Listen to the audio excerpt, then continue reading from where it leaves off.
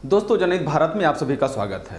दोस्तों, आज हम बात करेंगे कि राहुल गांधी ने ऐसा क्यों कह दिया कि 4 जून के बाद जब इंडिया गठबंधन की सरकार आएगी तो मोदी और अडानी पर ईडी की जांच कराई जाएगी और इससे बचने के लिए प्रधानमंत्री मोदी परमात्मा का सहारा ले रहे हैं।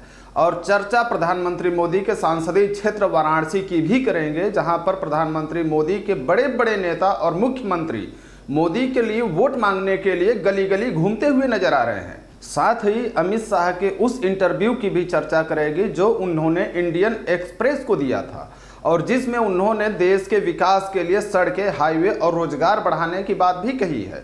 और अमित शाह के इस इंटरव्यू का पर्दाफाश कैसे फिक्की के महासचिव शैलेश कुमार पाठक ने किया है। दोस्तों, 25 मई को छठे चरण के मतदान के बाद पूर्वांचल की वाराणसी, चंदौली, मिर्जापुर, रॉबर्ट्सगंज, गाजीपुर, घोसी और बलिया में चुनाव 7वें चरण में होगा।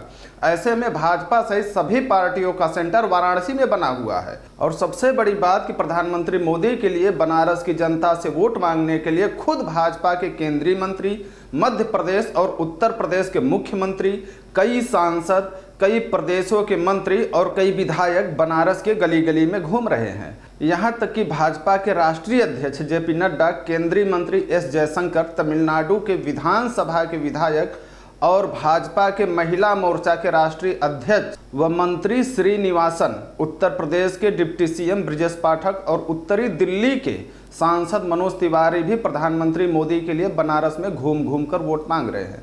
दोस्तों, सबसे बड़ी बात कि प्रधानमंत्री मोदी के पक्ष में अगर इतने नामचीन और प्रतिष्ठित नेता और मंत्री वोट मांग रहे हैं तो कहीं प्रधानमंत्री के जीतने पर तो संदेह नहीं उत्पन्न हो रहा है, क्योंकि जिस तरह से ये लोग मुद्दा विहीन प्रचार कर रहे हैं, ऐसा लग रहा है कि दाल में कुछ काला जरूर है। जैसे जेपी नड्डा ने कहा है कि विपक्ष के झूठ का पर्दाफाश करें और लोगों को बताएं कि यदि कांग्रेस सत्ता में आती है तो 370 बहाल कर देगी। कांग्रेस राम मंदिर का विरोध कर रही है, कांग्रेस धर्म के नाम पर आरक्षण देने की बात कर रही है और ट्रिपल तलाक की बात भी बनारस के चुनाव प्रचार के दौरान उठाई गई।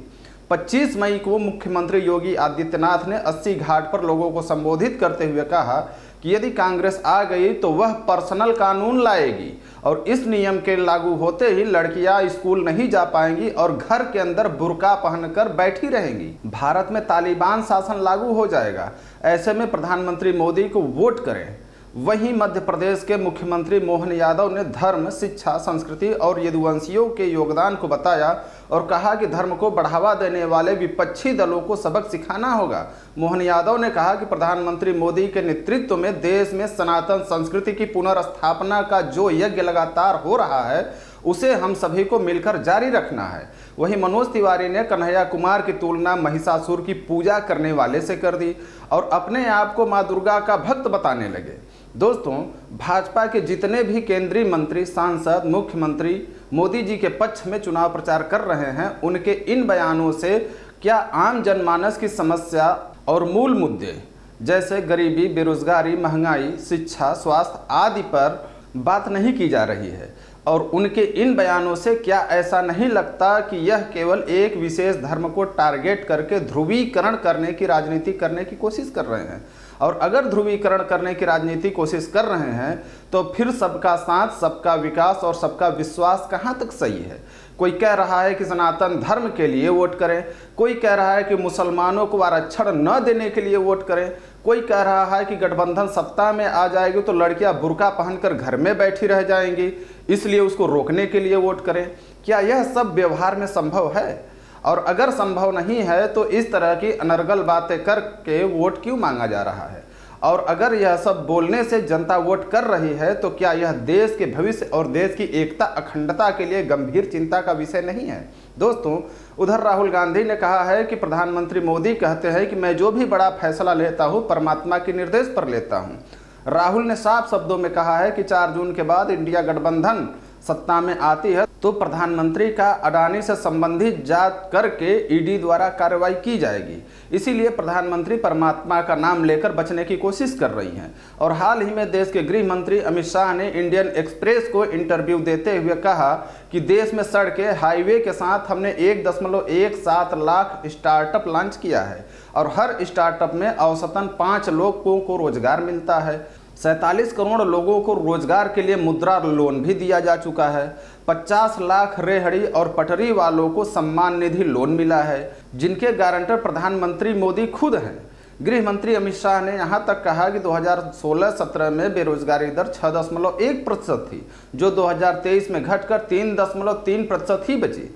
गृह मंत्री ने यह भी कहा कि रेलवे में हम काफ़ी आगे निकल गए हैं। हमने 7 सालों में 22,000 किलोमीटर का ट्रांसमिशन रेलवे लाइन बिछाई है। क्या इससे नौकरियां पैदा नहीं होती हैं? सवाल यह है कि इस देश में रेलवे लाइन तो अंग्रेजों ने बिछाया था, लेकिन उनका उद्देश्य पब्लिक को सेवा देना बिल्कुल नहीं था, बल्कि उद्योगपतियों का माल ढुलाई के द्वारा पूंजी कमाना ही उनका मुख्य उद्देश्य था। सवाल यह है कि यदि रेलवे में लोगों को रोजगार मिल रहा है तो फिर आउटसोर्सिंग और ठेकेदारी प्रणाली का रेलवे सेक्टर में बढ़ावा क्यों दिया जा रहा है, जिससे रोजगार का सिक्योरिटी ही नहीं रह जाती है। आपको बता दें कि भारत में बेरोजगारी दर इतना बढ़ गया है कि भारत देश में युवा बेरोजगारी दर का प्रतिशत पाकिस्तान, बांग्लादेश और भूटान से ऊपर चला गया है। भारत में युवा बेरोजगारी दर 2022 में 23.22% थी, वहीं पड़ोसी देश पाकिस्तान में 11.3% थी, बांग्लादेश में 12.7% और भूटान में 14.4% थी। और हाल ही में CSDS लोकनीति के एक सर्वे में देश की जनता बेरोजगारी, महंगाई और विकास चुनाव का मूल मुद्दा माना था। और यदि देश की जनता इन्हीं तीनों को मूल मुद्दा 2024 के चुनाव में बना रही है तो 2024 में भाजपा किस आधार पर दोबारा सत्ता में आने की बात कर रही है। आपको बता दें कि फिक्की के महासचिव शैलेश कुमार पाठक ने इंडियन एक्सप्रेस को दिए गए एक साक्षात्कार में कहा कि सरकार चाहे जो भी आए, लेकिन रोजगार के अवसर पैदा करने पर ध्यान देना चाहिए। मतलब साफ है, देश में बेरोजगारी बढ़ी है। उन्होंने यहाँ तक कहा कि देश में विनिर्माण क्षेत्र में भारत की वैश्विक हिस्सेदारी मात्र 3.1% है, इसे बढ़ाकर 12% तक ले जाना चाहिए।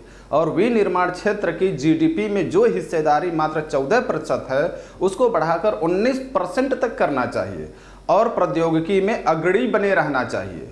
लेकिन जिस देश में कल कारखानों से ज़्यादा चर्चा मंदिर मस्जिद का होने लगे और जिस देश में उद्योगपतियों के बीच कंपटीशन न करवा करके मोनोपोली व्यवस्था सरकार द्वारा बनाई जाने लगे और देश के सारे संसाधन और संपत्तियां चुने हुए उद्योगपतियों के हाथ में दिए जाने लगे, तो क्या यह देश और देश की जनता के साथ घोर अन्याय नहीं है? और अगर यह अन्याय है तो क्या इस अन्याय के खिलाफ जनता आवाज़ उठाएगी और अपने अधिकारों का प्रयोग करके अपने अधिकारों का रक्षा कर पाएगी? धन्यवाद।